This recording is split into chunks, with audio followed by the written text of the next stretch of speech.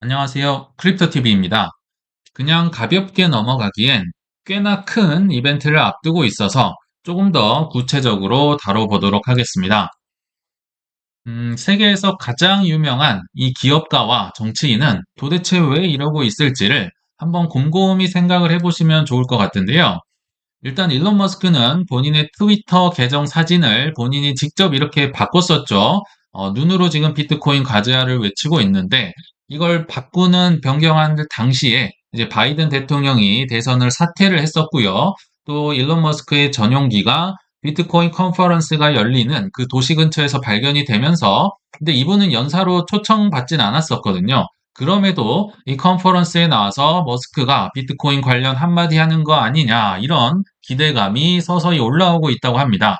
그리고 뭐 트럼프 전 대통령은 지금 워낙 비트코인 관련 많은 일을 하고 있기 때문에 그냥 넘어가도록 할 텐데요.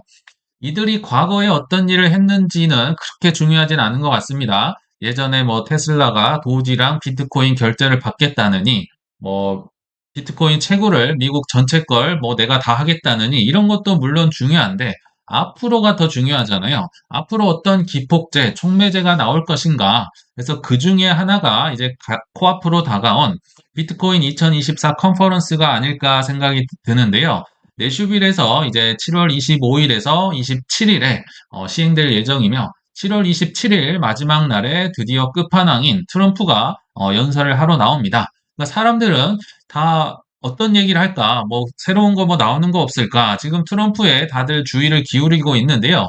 참고로 이 비트코인 컨퍼런스는 세계 최대의 규모고요. 21년도부터 진행을 했었는데 그 21년 당시에 엘살바도르 대통령이 나오면서 우리 국가의 법정 통화로 비트코인을 채택하겠다 선언을 하면서 큰 화제를 모았던 그 컨퍼런스입니다. 이거를 사람들은 이제 내슈빌 선언이라고 벌써 얘기를 하고 있습니다. 뭔가 큰 걸 기대를 하고 있다는 거죠. 요게 다 지금 연관이 돼 있는데요. 여기에 지금 미국 상원 의원, 그리고 유명 인플루언서, 그러니까 비트코인과 상관이 없는 뭐 경제 인플루언서 이런 분들도요, 드디어 비트코인을 전파를 하고 있어 보입니다. 제 눈에는 이제 포착이 됐는데, 이들이 왜 이러고 있을지를 한번 가만히 생각을 해주시면 좋을 것 같은데요. 일단 7월 23일 날 미국 상원은 신시아 루미스가 이번 주에 비트코인 관련 그냥 발표가 아닙니다. 빅 커다란 뭔가 발표가 될 것이다를 예고를 했다고 하면서 이 트위터에 이런 짧은 글 하나를 올렸는데요. 이 트위터 어디에도 지금 비트코인이란 용어는 써 있지 않지만 이 B자가 비트코인을 상징하는 대문자 B로 써 있기 때문에 뭔가 비트코인 관련 큰 소식이 이번 주에 나올 것이다. 주의를 기울이고 기다리세요. 이렇게 이제 좀 트위터를 날렸고요. 이거는 불과 2달 전입니다. 이분도 이제 레이즈 아이를 발사하면서 5월 달에도 우리가 돌아왔다. 이때도 비트코인의 대문자를 썼었죠. 이때 당시에는 그 반암호화폐 법인 SAB 121을 제지를 하면서 그때 반대를 성공시키면서 이제 우리가 돌아왔다 이런 표현을 썼었고요. 이분은 제가 오래 지켜봤는데 거의 2년, 3년 전부터 계속 친암호화폐 법안을 이제 강력하게 주장을 하면서 결국 한마디로 하면 비트코인으로 달러 패권을 유지하자. 이게 지금 상원 의원이잖아요. 본인의 뭐 이 사사로운 이익이 아니고요. 미국에 도움이 되기 때문에 비트코인을 밀고 있다. 이렇게 좀 해석을 해보시면 좋을 것 같습니다. 그리고 또 유명 인플루언서 중에요. 우리는 이제 우리끼리 비트코인 좋다 이런 사람들 것만 들으면 조금 편향될 수가 있잖아요. 그래서 일반인이라든지 뭐 일반 경제학자, 일반 인플루언서 이런 분들의 의견을 듣는 것도 좀 균형된 시각을 갖는데 좋지 않을까 생각이 들어서 제가 다른 것도 종종 보는데요. 제 레이더에 예전에도 한번 소개해드렸던 이 안드레이라는 구독자가 무려 240만 명이 되는 일반 경제 인플루언서거든요. 이분의 영상이 이제 나와서 제가 한번 봐봤는데요. 이분은 평소에도 1년에 한 두세 번 비트코인 얘기를 거의 하질 않습니다. 그리고 이분이 할 때는 보통 비트코인 많이 떨어져서 뭐 사기다, 뭐 도박이다 할 때 이제 특집으로 얘기를 했던 거 예전에 소개를 해드렸는데 지금 최근에 나왔던 7월 23일자 영상을 보니까요.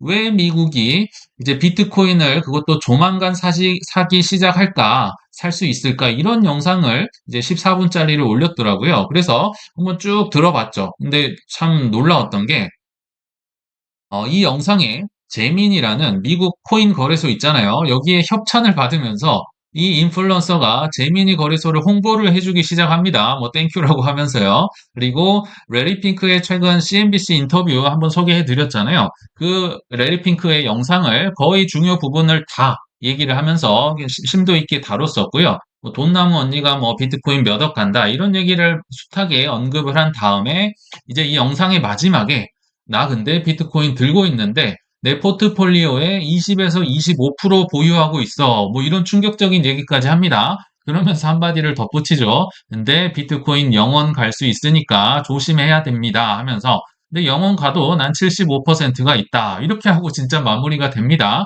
자, 한번 생각을 해보시면 사실 비트코인이 정고점 아직 뚫지도 않았잖아요. 근데 비트코인과 상관없는 유명 인플루언서가 지금 왜 이러고 있을까? 뭔가 심상치 않기 때문에 그리고 미국에 큰 영향을 미칠 수 있기 때문에 비트코인을 다룬 게 아닐까 개인적으로 생각이 들거든요. 그리고 이런 한 개인의 유튜버 뭐 몇 명이 얘기했으면 제가 이렇게 얘기까지 안 꺼냈을 것 같은데요. 아까 그 내슈빌 선언 지금 다 연결이 돼 있습니다. 드디어 미국의 CNBC에서 비트코인이 미국 대차대조표에 들어갈지 안 갈지를 이 가능성을 논하고 있습니다. 실제로 발언을 할지 안 할지는 모릅니다. 그러나 가능성 자체를 이렇게 전 세계인이 보는 CNBC에서 논한다는 자체가 정말 천지개벽할 일이죠. 정말 저로서는 감격스러운 일인데요. 그래서 그 CNBC 뉴스 한 장면을 제가 좀 캡처를 해봤고요. 여기 보시면 트럼프의 옵티미즘에 비트코인이 올라가고 있다. 이렇게 얘기를 하면서 이제 이분이 한 그 코인 자산운용사 CEO 설립자 같은데요. 이분에게 이 아나운서가 묻습니다. 이 리저브 커런시, 그러니까 준비 자산으로 미국에 이제 비트코인이 들어갈 수 있을까? 이걸 물어보는데 사실 이분의 진짜 표정이 이겁니다.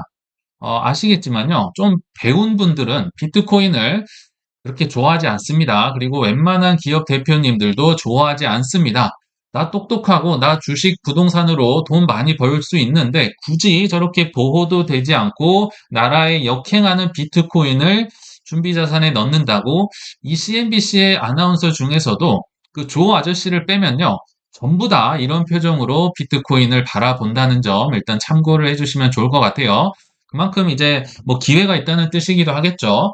그래서 CNBC 뉴스에 나왔던 걸 좀 세부적으로 보자면요. 여기 보시면 트럼프가 아마도겠죠. 아마도 비트코인을 리저브 커런시로 이제 살 수 있다, 뭐 바꿀 수 있다, 이런 얘기가 나옵니다. 물론 힘들다는 거 알지만 그래도 좀 긍정적이지 않을까, 비트코인에. 뭐 이런 얘기를 이어갔었고요. 여기 보시면 Department of Treasury 미국 재무부 얘기가 나오는데요. 제가 한번 요약을 해보겠습니다. 이 준비 자산으로 넘는 거 어렵지 않다. 이 CEO가 한마디 해줍니다. 지금 비트코인을 미국 정부에서 들고 있는 게 압수를 한 게 21만 개가 조금 넘거든요. 요거를 이제 지금 범죄자들에게 압수를 했으니까 법무부가 들고 있습니다. 근데 요거를 그냥 재무부로 넘겨주면 그게 끝입니다. 법무부가 들고 있는 압수한 거를 재무부로 넘겨줬다는 건요. 미국의 자산으로 채택이 되고 미국의 재산이 늘어났다는 걸 의미하겠죠. 그래서 미국 자산의 경우 그냥 150억 불 정도가 이제 증가하는 효과, 뭐 한국 돈으로 하면 한 20조 원 정도 되겠네요. 이 효과를 거둘 수 있다. 뭐 더 이상 살 필요도 없다. 그냥 옮기면 된다. 이런 얘기를 하는 거죠. 그리고 이런 얘기가 혹시 나오지 않더라도 조금 약하긴 하지만 원래부터 트럼프는 채굴자들을 큰 이제 대우를 해주겠다고 공언을 했었잖아요. 그래서 채굴자들에게 뭔가 좀 큰 혜택을 주는 발표가 또 나올 수 있지 않을까. 그래서 전 세계의 비트코인을 몽땅 채굴할 수 있게 뭐 세제 혜택이라든지 뭐 여러 개를 줄 수 있지 않을까. 뭐 이렇게 예측을 좀 했었는데요. 근데 혹자는 이럴 수 있겠잖아요. 어차피 대통령은 트럼프인데 이걸 굳이 트럼프가 거기까지 가가지고 이런 발언을 해야만 하느냐. 뭐 이렇게 생각하실 수도 있겠지만 한번 생각을 해보시면요. 지금 바이든 사퇴하면서 이제 해리스 이분이 이제 아마 민주당 후보가 될 가능성이 높아지면서 반격을 하고 있는데요. 이분의 반격이 만만치 않은 것 같습니다. 트럼프에겐 확실한 한 방이 필요하다 생각이 들고요. 그러니까 무난하게 이기는 것보다는 치열하게 해야 우리 비트코이너들 입장에서도 뭔가 더 좋은 정책이 나올 수 있지 않을까 생각이 드는데요. 지금 트럼프와 해리스의 대통령 지지율을 미국의 여러 조사 기관이 이렇게 조사를 한 결과 저 좀 의외였거든요. 거의 비등비등합니다. 거의 트럼프가 살짝 앞서고 있거나 아니면 거의 동등하게 44대 44, 심지어 해리스가 앞서는 이런 조사 기관도 있습니다. 근데 저는 이게 좀 맞는 건지 좀 의문이 들긴 하거든요. 뭐 공정한 건지, 뭐 이 모수도 좀 얼마 안 될 수도 있고요. 지역에 따라 다를 것이고, 뭐 인종에 따라 다를 수 있어서 제 개인적으로는 이 폴리마켓이라는 이제 탈중앙화 플랫폼이죠. 코인으로 하는 거고, 블록체인 위에서 하는 거고, 실제로 사람들이 돈을 걸기 때문에 조금은 더 정확하지 않을까 개인적으로 생각하는데, 여기에서 보면 트럼프가 64%, 그리고 해리스가 한 32% 당선될 확률로 나오더라고요. 제가 7월 23일 날 조회를 해보니까. 근데 또 하나 재밌는 건 폴리마켓은 미국에서는 불법입니다. 그래서 뭐 물론 미국에서 우회를 해서 접근을 할 수도 있지만 주로 이제 제3자에 의한 뭐 시야라는 점 좀 참고를 해주시면 좋을 것 같습니다. 자, 그래서 바이든보다는 해리스로 바뀌는 게 우리 뭐 트럼프를 뭐 제가 뭐 좋아하진 않지만 뭐 비트코인 투자자 입장에선 응원을 해야겠죠. 이렇게 질 수 없다. 해리스 지지자들이 집결을 하면서 좀 그래도 트럼프 입장에서는 위협적인 이제 뉴스들이 등장을 하는데요. 이제 낸시 펠로시가 이제 이 해리스를 지지를 하죠. 그래서 후원금이 무려 하루 만에 바이든이 사퇴했던 그 하루 만에 1,100억 원이 거쳤다고 합니다. 그래서 해리스로 지금 민주당이 똘똘 뭉치고 있고요. 또 조지 소로스, 뭐 거의 헤지펀드의 거물이죠. 이런 월가의 억만장자들이 해리스를 지지를 선언하기 시작한다. 그래서 여기 보시면 이분이 이제 조지 소로스의 둘째 아들로 알고 있는데요.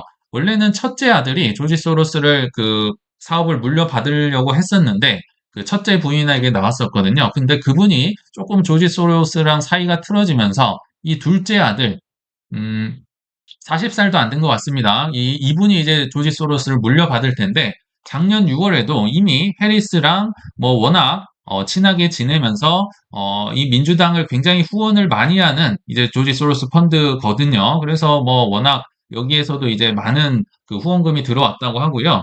그래서 낸시 펠로시가 11월에 해리스 승리로 이끌 것이다. 그 민주당 지금 중진, 뭐 대선 잠룡, 큰성까지 전부 다 해리스 뭐 대동단결을 하고 있습니다. 그래서 하루에 뭐 1,100억 원이 모였다고 하는데, 자, 어, 지금 이렇게 좀 많은 사건들을 말씀드렸는데, 최근에도 그랬고, 정말 뭐 사건들이 시시건건 굉장히 많이 나타나고 있거든요. 근데 여기서 정말 물 만난 물고기 같은 분들이 있습니다. 이렇게 막 여러 사건들이 터지면요, 트레이더들이 굉장한 이제 돈을 버는 물 만난 고기가 됐다. 또 이런 생각이 들거든요. 그래서 지금 큰 사건들이 계속해서 나오고 있기 때문에 역대급 변동성이 과거에도 있었고 더 기대가 되고 있는 상황이 아닐까 생각이 듭니다. 기억나시겠지만 작년 6월쯤에요. SEC가 바이낸스 코인베이스를 고소하고 뭐 공포 분위기를 조성했지만 이 고소한 한 10일 정도 후에 블랙락이 비트코인 ETF를 슬쩍 집어넣었었죠. 그래서 작년 하반기부터 이로 인해서 뭐 계속 그때부터 올라가기 시작하다가 24년 초에 이제 드디어 비트코인 ETF가 승인이 됐었다. 뭐 지옥과 천당을 오갔다고 보셔도 좋을 것 같고요. 또 기억나시겠지만 독일 정부가 뭐 계속 팔았었고 지금도 마운트 곡스 퍼드 끝나지 않았습니다. 지금 7월 23일자 기준으로도 계속 지갑 여기 보냈다가 저기 보냈다가 하고 있죠. 이런 공포감이 한동안 지속되다가 트럼프가 이 총알을 피하면서 그리고 또 다행히도 생존을 하면서 이 극적인 반전이 또 일어났었잖아요. 그러니까 지옥과 천국을 또 오가고 있는 상황이죠. 그리고 최근을 보더라도 바이든이 또 사퇴를 했었고 갑자기 뜬금없이 이더리움 ETF가 승인이 되며 또 뭐 공화당 정강에 비트코인 채굴이 들어갈지 누가 알았나요? 그리고 지금 내슈빌 선언까지 앞두고 있죠. 이게 뭐 올라갈 수도 있고 내려갈 수도 있습니다. 사람들이 실망도 할 수 있겠다는 생각이 드는데 그래서 이 트럼프의 내슈빌 선언이 비트코인 옵션 시장에 지금 큰 일이 일어날 것 같다. 가격이 급등나갈 가능성이 높다는 기사가 있어서 잠깐 소개를 해드릴 텐데요. 이 옵션 시장에서 콜 옵션과 풋 옵션 모두 변동성이 크게 올라가고 있다. 지금 위로 올라갈지 아래로 올라갈지 모르지만 뭔 사건이 하나 터진다 하면 이제 위일지 아래일지 모르지만 급격하게 움직일 가능성이 높다. 그래서 델타 25 수준의 옵션에서 변동성이 크게 상승했다. 이는 극단적인 가격 움직임이 나타날 수 있다는 걸 얘기하는데요. 제가 옵션을 안 해서 잘 모르긴 하지만 공부를 해보니까요.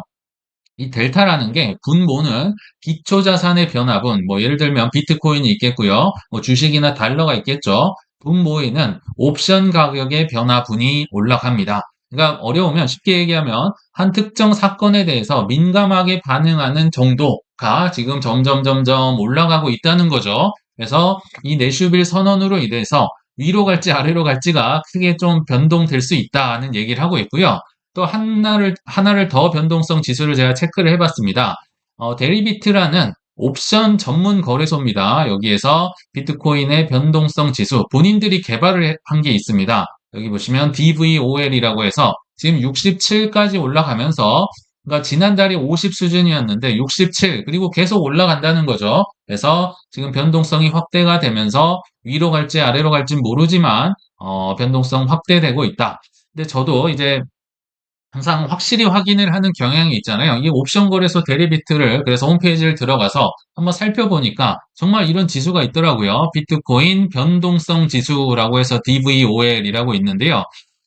이게 보시면 여기 보시면 여기가 이제 3월 한 15일 중순쯤에 비트코인 1억 갔을 때 비트코인이 어마어마하게 올랐었죠. 이때 이제 변동성 지수가 크게 오르다가 이제 뭐 5월, 6월, 7월에서 좀 재미없었잖아요. 이때 변동성 지수가 많이 떨어지다가 최근에 또 급격히 올라오는 거 보실 수 있잖아요.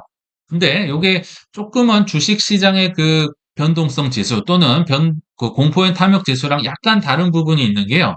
어, 비트코인 옵션은 상승과 하락에서 큰 가격 변동이 예상될 수 있기 때문에 콜이든 풋이든 올라가든 내려가든 모두 다 위로 올라가는 경향이 있는데, 근데 전통 시장은 좀 다르죠. 주식 시장은 변동성 지수 올라갔다고 하면 무조건 그건 떨어졌다는 겁니다. 근데 비트코인은 변동성이 위로 올라가도 올라갈 수 있고요. 아래로 떨어져도 변동성 올라갈 수 있죠. 그래서 이게 좀 정확하다는 생각이 드는데, 자, 다시 한번 보시면 조금 이상하다고 느끼실 수도 있을 것 같아요.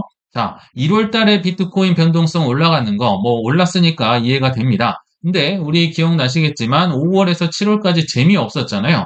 그렇게 많이 떨어졌는데 떨어졌으면 변동성 올라갈 수 있으니까 이거 오히려 올라가야 되는 거 아니냐 이렇게 얘기를 하실 수도 있겠지만, 자, 한번 팩트를 체크해 보면요. 3월의 상승폭, 그렇게 많은 분들이 입문을 하셨던 이때의 상승폭이 워낙 컸기 때문에요.